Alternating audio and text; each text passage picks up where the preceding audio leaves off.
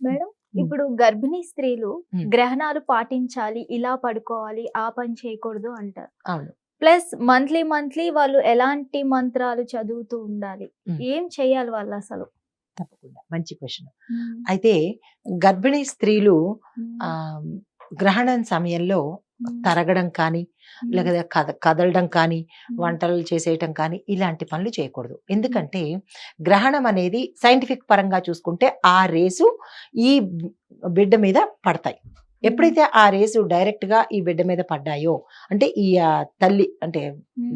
గర్భిణి మీద పడ్డాయో, హ్మ్. ఆ పిల్లవాడు వంకరగా పుట్టడము, హ్మ్. మెంటల్లీ రిటార్డెడ్‌గా పుట్టడము, ఇలాంటివన్నీ జరుగుతాయి. బ్యాడ్ రేసే కదా అవి. హ్మ్. ఆ బ్యాడ్ రేస్ వచ్చి పడకూడదు అని చెప్పి 4 అంటే సూర్యుడు కనపడనట్టుగా అంటే ఆ తల్లింట్లో ఉంటే తల్లి జాగ్రత్తలు తీసుకుంటుంది. అత్తవారింట్లో ఉంటే అత్త కూడా చీకటి గదిలో పెడతారు ఆ అమ్మాయిని. హ్మ్. కదలకూడదంటారు. హ్మ్. గోక్కున్నా లేదా కదిలినా హ్మ్. అది ఆ ఇంపాక్ట్ పడుతుంది. ఎక్కడైతే ఆ పిల్ల ఆహ్, గోక్కోవడం కానీ, లేదా అంటే కదలడం కానీ, ఏదైనా పని చేయడం కానీ చేస్తే ఆ హ్మ్. స ఆ ప్రదేశంలో వంకరతనం వస్తుంది అంటారు. హ్మ్. ఇంకొకటి కూడా గమనించారో లేదో, తరగకూడదు అంటారు. కత్తిపీట వేసుకునో, అవును. కత్తేసుకునో తరగకూడదు హ్మ్. అంటారు.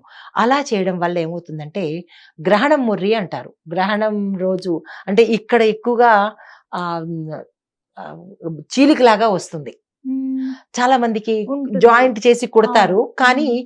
ఆ పెదమి పై అప్పర్ లిప్పును పళ్ళు 2 కలిసిపోయి హ్మ్. అంటే మాట సరిగ్గా మాట రాదు సరిగా వాళ్ళకి. రాక, ఎందుకంటే అక్కడ కట్ చేసింది కదా అమ్మాయి. హ్మ్.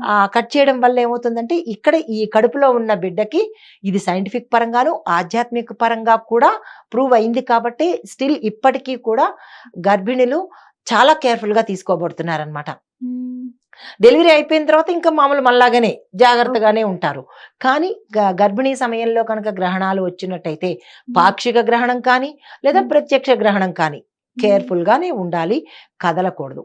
గ్రహణం మొర్రి అంటారు. అది అందరికీ పెద్దవాళ్ళందరికీ తెలిసిందే అది. అండ్ వాళ్ళకి ఎట్టు పడుకోవాలి, ఎలా పడుకోవాలి అన్న తిన్నగానే పడుకోవాలి. ఇటు హ్మ్. పడుకోకూడదు, ఇటు పడుకోకూడదు. స్ట్రెయిట్‌గా స్ట్రెయిట్‌గా పడుకోవాలి. పడుకోవాలి. ఆచ్ఛాదన వేసుకొని పడుకోవాలి. హ్మ్. ఆచ్ఛాదన వేసుకొని పడుకోవాలి. హ్మ్. ఎందుకంటే ఇటుపక్క తిరిగితే కనుక మొత్తం బరువంతా ఇటు ఒకవైపే సైడ్ పడుతుంది. పడిపోతుంది. ఎప్పుడైతే ఒకవైపే పడిందో హ్మ్.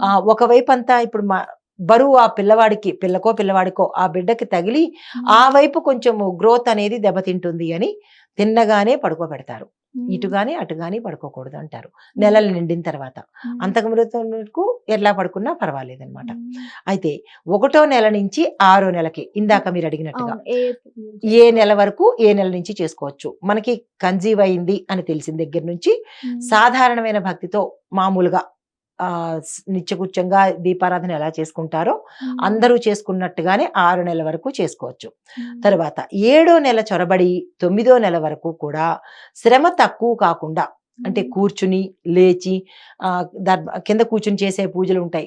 అంతవరకు కూర్చోవచ్చు. కానీ హ్మ్. ఎప్పుడైతే ఏడో నెల చొరబడిందో మనకి అంటే ప్రాణం లోపలికి వెళ్ళిందో అప్పటి హ్మ్. నుంచి ఈ పిల్ల ఎక్కువ కూర్చుని లేచే పనులు చెయ్యకుండా చేయకూడదు. ఆసనం మీద కూర్చుని, ఎత్తు మీద కూర్చుని హ్మ్. పూజలు చేసుకోవచ్చు 9దో నెల వరకు. హ్మ్. 7 నెల, 8 నెల, 9 నెల హ్మ్. సాధారణంగా చేసుకోవచ్చు.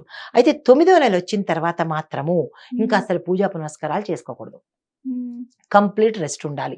ఇంకా అమ్మాయికి పడుకునో, లేకపోతే విశ్రాంతిగా కూర్చునో తను మంత్రాలు చదువుకోవచ్చు. హ్మ్. లేదా వినొచ్చు.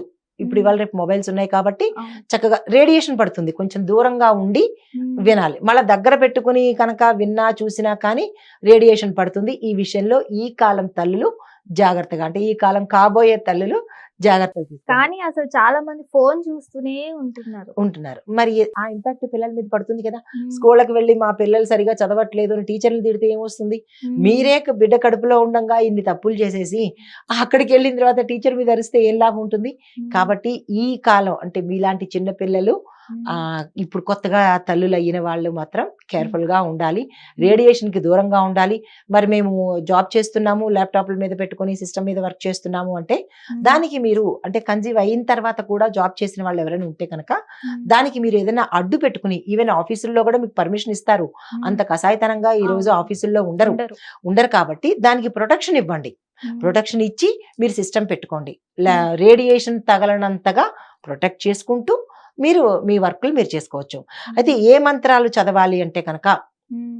ఫస్ట్ గాయత్రి మంత్రం చదవాలి. రెండవది రామనామం జపం చేయాలి. దానికి కూడా ఒక చిన్న మంత్రం ఇస్తున్నాను, మళ్ళా వెతుక్కోక్కర్లేకుండా. ఓం శ్రీ రామాయ నమః సాధ్యమైనన్ని సార్లు, ఇన్నిసార్లు అన్నిసార్లు అని కౌంట్ లేదు, ఎన్నిసార్లు అంటే అన్నిసార్లు చదువుకోవచ్చు. మూడవది దుర్గా అమ్మవారి మంత్రము, ఓం దుర్గాయ నమః.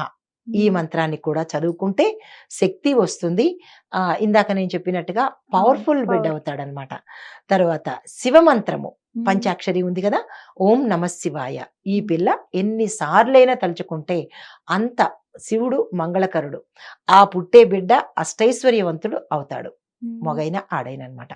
అయితే సంధ్యావందనం అంటే సంధ్యా సమయంలో శాంతి మంత్రాలు చదువుకోవాలి. సాయంత్రం సమయంలో మనకి శాంతి మంత్రాలు ఉంటాయి కదా, చిన్న చిన్న మంత్రాలు. ఆమె నోటికి ఏది వస్తే, ఏది చదవగలదో ఆ మంత్రాలు కనుక చదువుకున్నట్టయితే లోపల బిడ్డకి చాలా చక్కగా ఉంటుంది. మంచి ప్రోడక్ట్ని, మంచి బిడ్డని సమాజానికి ఇస్తుంది అనమాట. ఇది. ధన్యవాదాలు. నమస్తే.